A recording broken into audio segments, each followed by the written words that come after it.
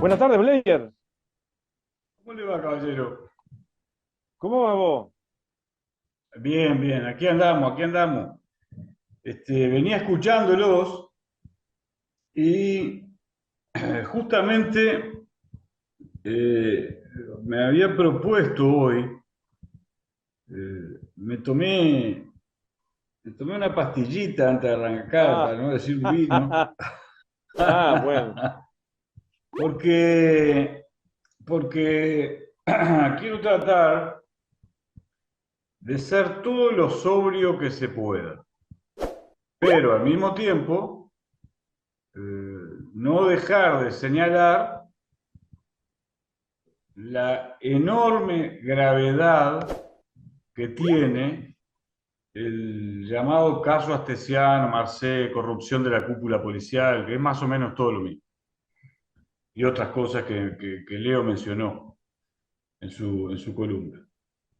Este, Vamos a empezar, en lugar de hablar de las cuestiones de todos los días, de las informaciones que están saliendo, y que sabes que yo creo que quien la filtra a la prensa es alguien que debe querer proteger a a la fiscal Fossati, porque he escuchado algunas críticas a la fiscal Fossati que me parecen incorrectas, porque cuando a un fiscal, a un integrante del Poder Judicial, le toca un caso de esta entidad, que es una mafia inserta en el corazón del gobierno nacional de la República, eso es el caso Marcet, una mafia, no un individuo, una mafia inserta en el corazón del gobierno de la República.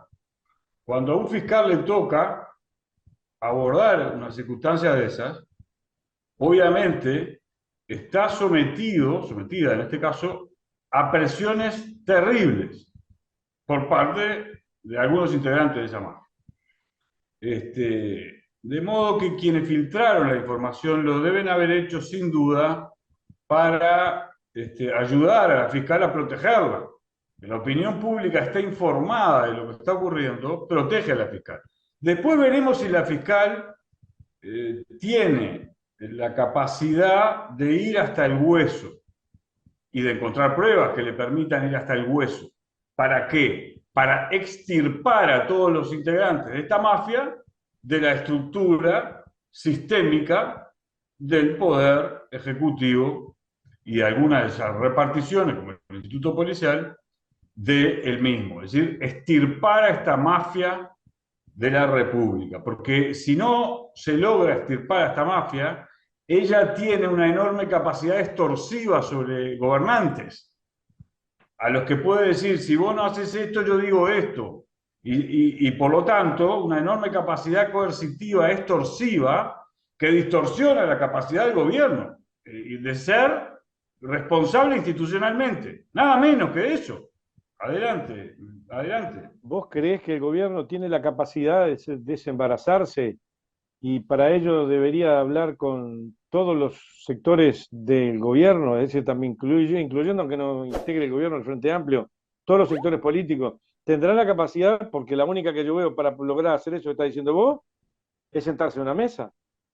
Es o no sentarse en una mesa públicamente, Bueno, pero poner a la gente más sana e inteligente a articular un esfuerzo para resolver el problema de fondo, que es extirpar a esta mafia del gobierno nacional para que no tenga capacidad extorsiva. Pero antes de quizá abundar en esto, permitidme, Néstor, intentar explicar por qué ocurre esto. ¿Por qué ocurre? Porque en caso contrario nos quedamos, comillas, en la anécdota, que en este caso es una dramática anécdota, pero es una anécdota. Los hechos de sucesos pequeños. Lo que está ocurriendo, Néstor, es que cada vez le resulta más difícil en el mundo entero a las minorías privilegiadas que concentran riqueza y centralizan poder, cada vez les resulta más difícil generar las condiciones para que mayorías de ciudadanos les den respaldo político electoral. ¿Por qué les resulta cada vez más difícil? Porque precisamente actúan cuando llegan al gobierno inercialmente para favorecer intereses de grupos de privilegio que concentran riqueza y centralizar estructuras de poder que le permiten a esos grupos minoritarios que concentran riqueza hacerlo, sin obstruyendo todo proceso de democratización de las relaciones sociales, deteriorando la calidad humanista y laica de la educación, porque lo único que les interesa es formar élites y después trabajadores asalariados que cobren poco para seguir produciendo los procesos de concentración de la riqueza. Entonces, deteriora la educación. Les importa tres carajos la salud pública, salvo de aquellos que tienen un trabajo formal y que por lo tanto contribuyen con su trabajo asalariado a producir riqueza.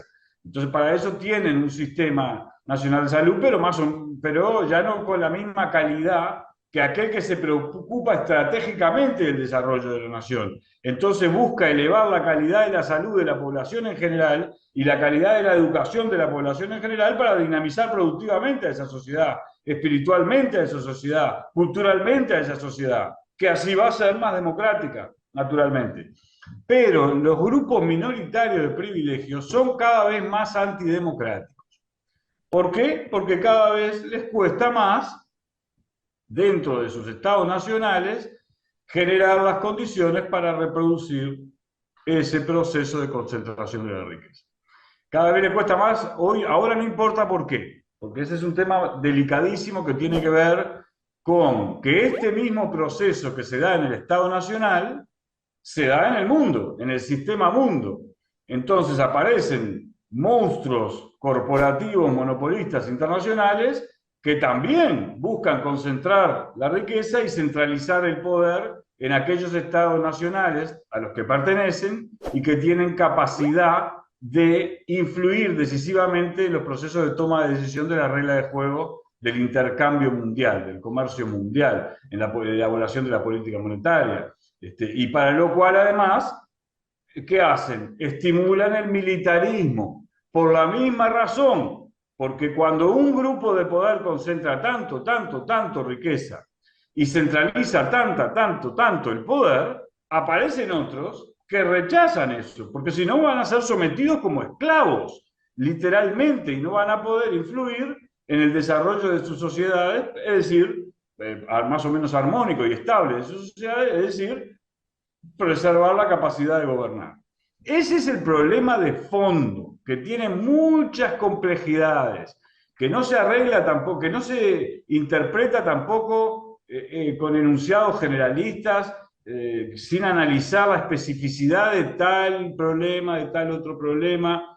Aquí hemos hablado de la aristocracia tecnoburocrática global que actúa en beneficio de estos intereses, de los intereses de los inversores, individuos que en los países desarrollados lograron ahorrar cantidades importantes de recursos económicos y participan del mundo de la inversión para obtener rentabilidad y que tienen una mentalidad que los lleva a actuar de determinada manera y a interpretar el mundo desde un individualismo radical porque ellos, que también son minoritarios en el mundo entero, lo lograron. Es decir, como verás, este asunto es extremadamente complejo y no lo podemos analizar hoy. Hoy lo que me importaba señalar es que esto es lo que está detrás. ¿Por qué un partido político y una coalición, en el caso del partido político, recurre a instrumentos por fuera de la lógica del sistema institucional de la República para generar recursos extra que le permitan preservar el poder? ¿Por qué lo hace? Porque en general el sistema comunicacional de este gobierno nos suele tomar por tontos, pero no somos tan tontos como para no darnos cuenta que Astesiano no es Astesiano. Astesiano es un engranaje de una mafia enquistada en el gobierno de la República. Entonces, ¿cuál es la dramaticidad del problema? ¿En qué consiste la dramaticidad del problema? consiste en que recurren a estos instrumentos, además, no de modo aislado, como un accidente. Aquí, yo no sé si tú recordarás, pero vale la pena recordarlo y que la audiencia lo recuerde, la forma de proceder de Fujimori en Perú, creando una Sí. mafia liderada por un tal Montesino, es decir, ¿Te nuestro acordás? astesiano, nuestro astesiano. Yo no sé si recordarán los telespectadores la forma de proceder de Uribe en Colombia, con la misma lógica, la creación de mafias paramilitares capaces de enriquecerse de modo brutal mediante pactos para proveer de cocaína de calidad al mercado norteamericano a cambio de que la DEA no viera nada. Y etcétera, etcétera, etcétera. Y, y no quiero hablar ahora de Bolsonaro porque está en proceso de transición, pero se percibe que no es un caso aislado, que una parte de los grupos minoritarios de privilegio están utilizando este instrumental que descompone a las instituciones democrático-republicanas, las deteriora y las puede aniquilar porque además genera desconfianza en esas mismas instituciones y por lo tanto erosiona la convivencia democrática, la conciencia democrática de los ciudadanos, sobre todo de los más vulnerables, de los que padecen situaciones horribles de inseguridad y por lo tanto buscan de modo resentido a quién odiar, en dónde proyectar sus angustias, sus incertidumbres, y que en general lo hacen en el sistema político, y que hay gente que alimenta este rencor, en lugar de contribuir a pensar soluciones programáticas de la comunidad política entera para encontrar formas de desarrollo sostenible, o que cuando se generan procesos de desarrollo sostenible como los que generó el Frente Amplio durante 15 años, trabajosamente, lentamente, con dificultades, con errores también, pero con la voluntad de hacerlo, ¿eh? Actúan para aniquilar esos procesos. Yo en las últimas horas he escuchado a gente que pretende minimizar la importancia de lo que está ocurriendo, ¿sabes? Y dice que este astesiano era un pescado congelado suelto. Es Y raro, ¿no? otro dice que era un perejil. Otra. Sí, perejil, un pescado. Yo utilizo la metáfora del pescado congelado en fin, para poner un poco de sentido del humor a toda esta porquería. Y entonces te salen a decir que es una cosa aislada pero no es una cosa aislada. La gente más inteligente sabe que no es una cosa aislada. Tiene que ver también con la política que beneficia a los grandes latifundistas, porque no a los productores rurales de 2.000, 3.000 hectáreas, sino los que tienen van para arriba.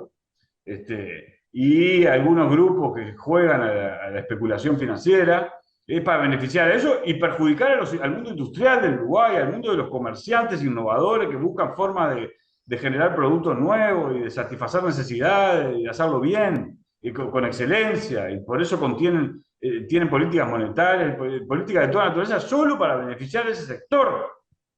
Entonces, claro, se van granjeando. ¿Y cómo vamos a subestimar la importancia de este problema? Vos sabés que a mí los que más me indignan son los que se dicen liberales republicanos y trabajan esa lógica. ¿Por qué? Porque eso pone de manifiesto que se autodenominan como liberales republicanos, pero no son liberales republicanos. Porque un republicano real, garantista, no puede tolerar este proceso de descomposición de la institucionalidad democrática y sus formas garantistas. No lo puede tolerar. ¿Por qué?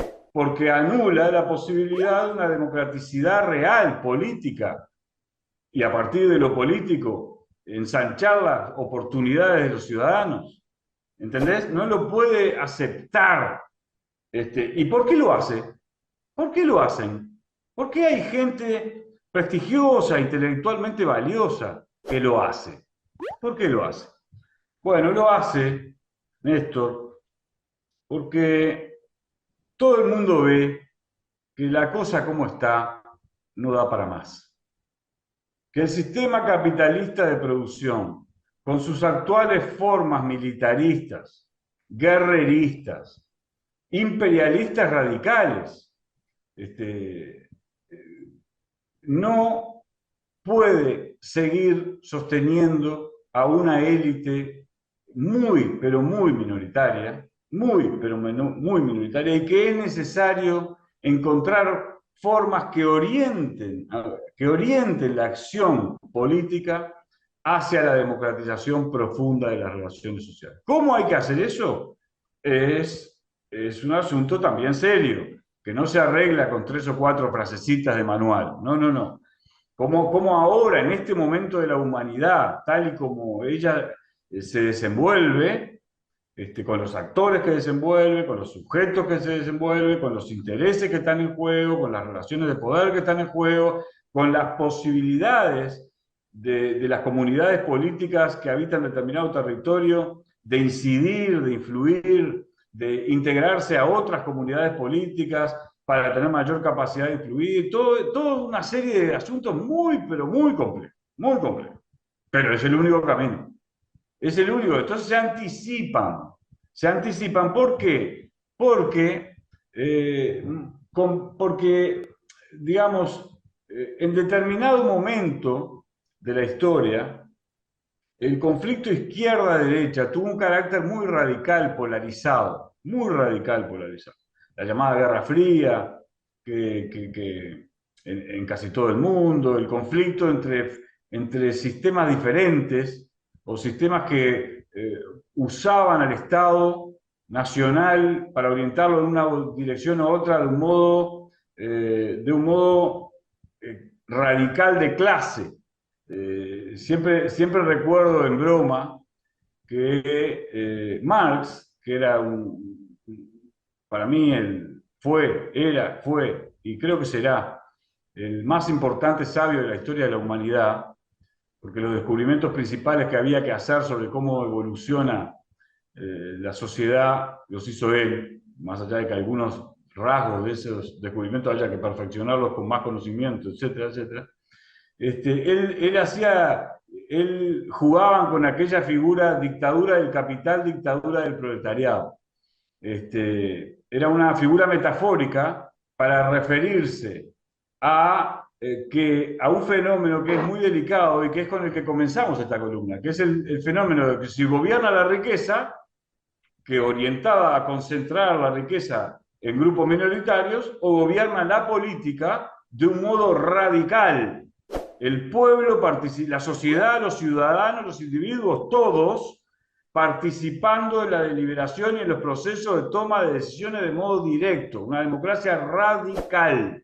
¿Para qué? Para que la política, aunque se tome su tiempo, aunque lleve mucho tiempo el proceso de elevación cultural de los individuos para que puedan opinar y participar del proceso de toma de decisiones que a veces requieren conocimientos técnicos, por ejemplo, el manejo ¿Cómo de la hacer, deuda externa.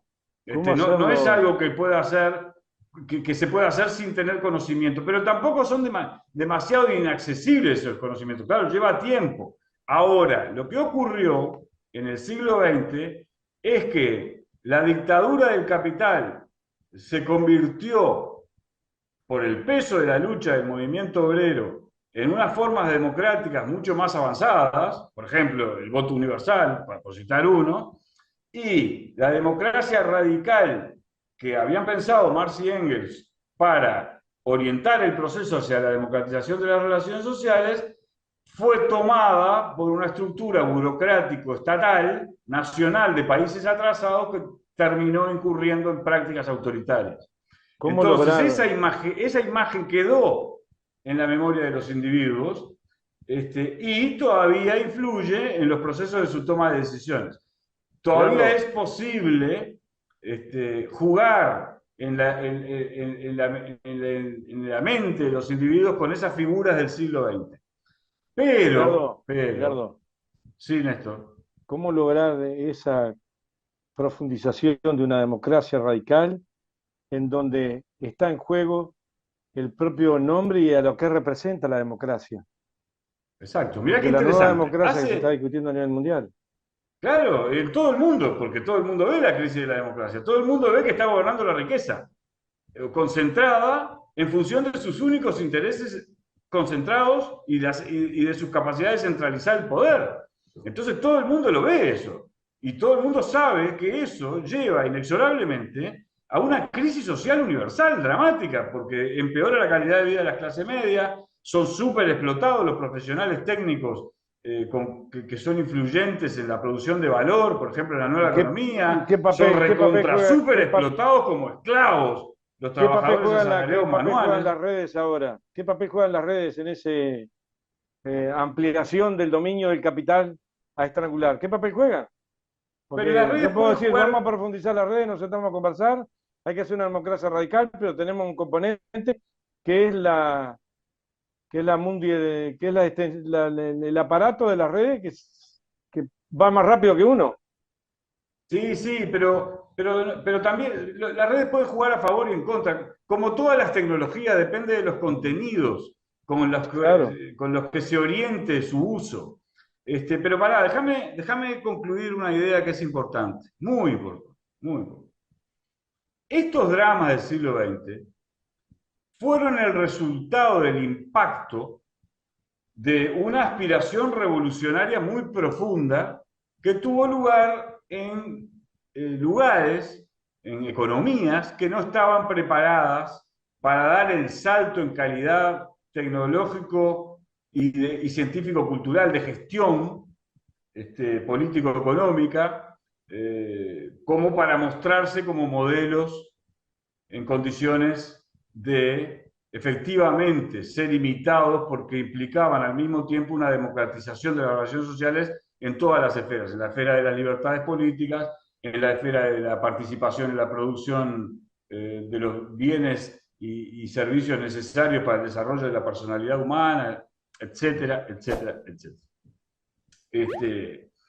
Entonces eso ocurrió en el siglo XX y dejó matrices, dejó marcas, dejó heridas, porque no ocurrió con la sociedad, los sujetos sociales pudiendo experimentar, salvo durante algunos momentos, gozosamente de ese esfuerzo civilizatorio, sino que se desarrolló en medio de conflictos salvajes entre el esfuerzo democratizador y la contrarrevolución que se generó como consecuencia de la radicalidad de ese esfuerzo democratizador.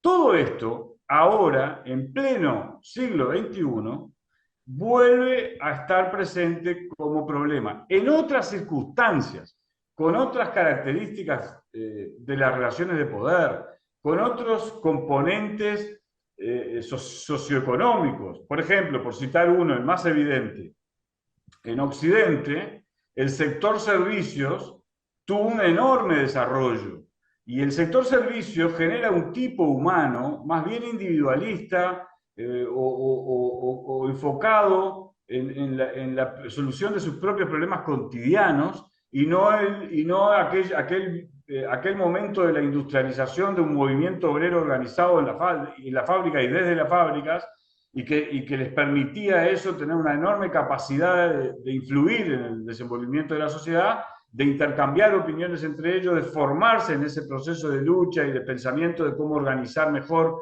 la producción para satisfacer las necesidades de todos, etcétera, etcétera, etcétera.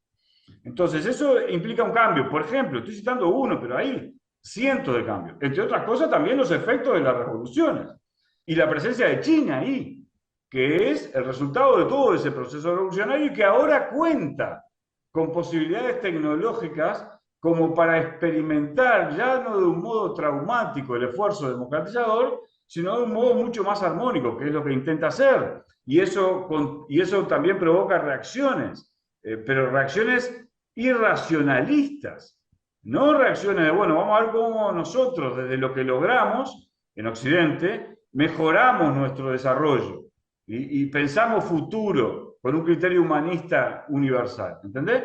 Entonces, pero ahí es muy importante entender que esto está detrás del caso Astesiano. El caso Astesiano no es un perejil aislado que se coló, no, es un problema muchísimo más profundo y requiere seriedad y rigor en su análisis, tanto como en la búsqueda de una solución, porque es necesario extirpar a todos y cada uno de los integrantes de esta mafia para que no tengan capacidad extorsiva sobre los tomadores de decisión del Poder Ejecutivo de la República Oriental del Uruguay. Tema no menor en un marco complejo, nacional, regional e internacionalmente, que no es sencillo, pero bueno, habrá que ver si el gobierno está dispuesto a aceptar la propuesta y la apuesta de tu idea. O por lo menos algunos sectores, los más inteligentes del gobierno, sabiendo que faltan 2 años y que, en fin, hay que cuidar la institucionalidad, pero cuidar la institucionalidad y extirpar a esta mafia. No relativizar la importancia de este problema. Te mando un abrazo, Néstor. Un abrazo grande, otro para ti. Gracias por Estamos en estar, contacto. gracias por estar, gracias por tu Al aporte. contrario, gracias a vos.